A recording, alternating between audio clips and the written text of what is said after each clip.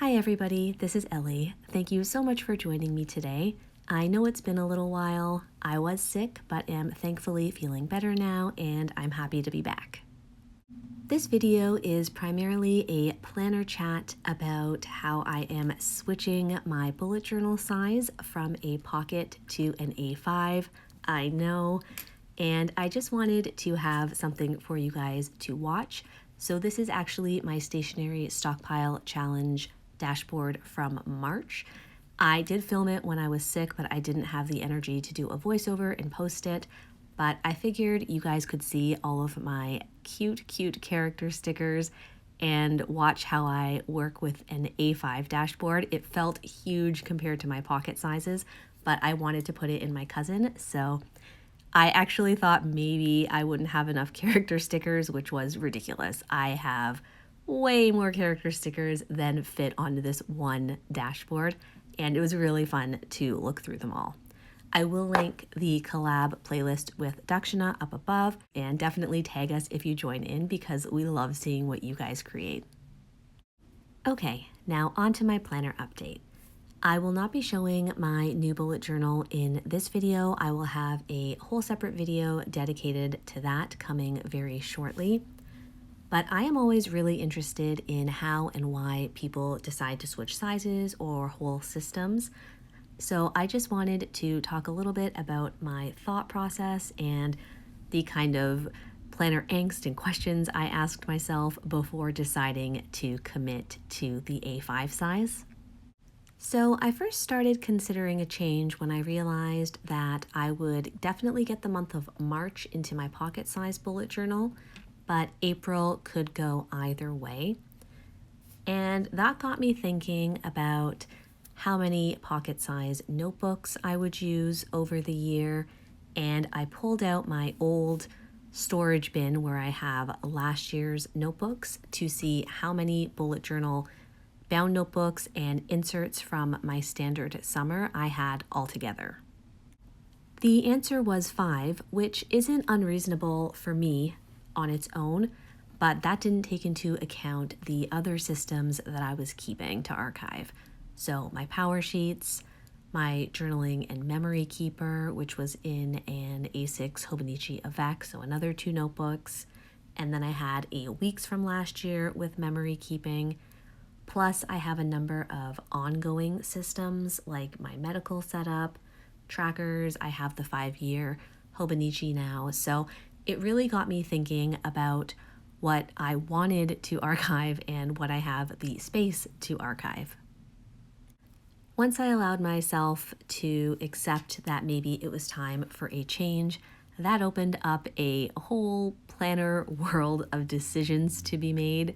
And this is where I started overthinking and really kind of getting in my own way.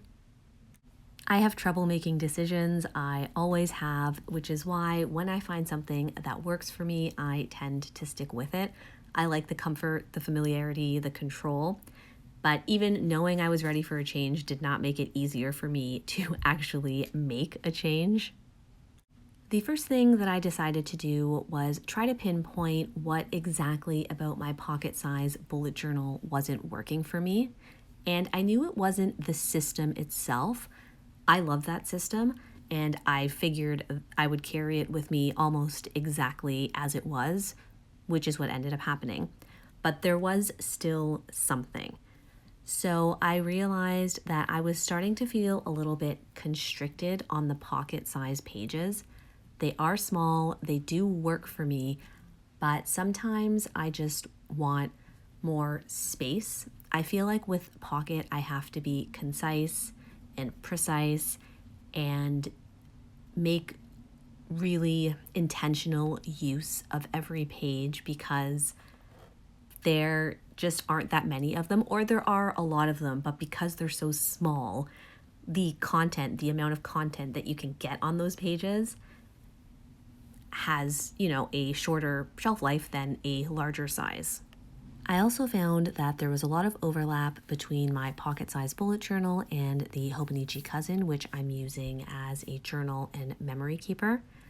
I knew there would be a lot of content overlap and I was okay with that, but I wasn't expecting to feel like I was decorating both of them kind of in very, very similar ways, which, don't get me wrong, that's my style and I love it, but it was hard for me to stop doing that in my pocket-sized bullet journal because, like I said, if I didn't fill up a daily page, I felt pressured to kind of put some washi tape, some stickers, and I just didn't want to spend that much time doing something very similar in two systems, both of which I would be keeping in the end.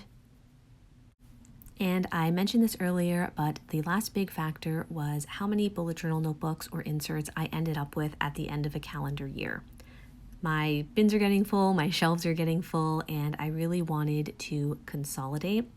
So once I realized that that was a huge priority for me, probably the biggest one at this point was having less bullet journal notebooks at the end of each year to keep, I started thinking about sizes. I considered B6, standard, and A5. I know I love the standard size. I did think though that I wanted a page that was still wider than that. Like the standard is an amazing size, but it is more narrow and I just wanted more space. If I was going big, I wanted to go big. And I considered B6, but my very first bullet journal was an A5 Leuchtturm. So in the end, I thought, you know what? Let's go right back to basics. I will also say at this point, I had been watching some Ryder Carroll bullet journaling videos and I was really inspired by just the simplicity and how it all started. And I wanted to move towards that. And I thought, you know what? Let's just start with what I started with and see where that takes me. Once I made the decision to use an A5, I started angsting about notebooks, of course.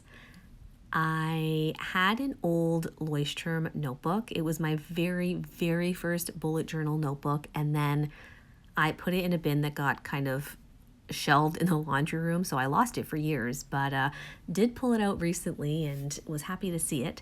So I had pages in there to try. I do also have a Midori MD dot grid notebook, and I know I love that paper as well. I considered Stalogy, Hobonichi, Zequens, but in the end, what it came down to was that I wanted a hardcover notebook. And I'm not really sure why that is. I think I like that it's self-contained, and I like that you can write on your lap or outside really comfortably. That would normally be more of a priority if we were leaving the house and going places. We're back in lockdown, so that's not really a factor right now.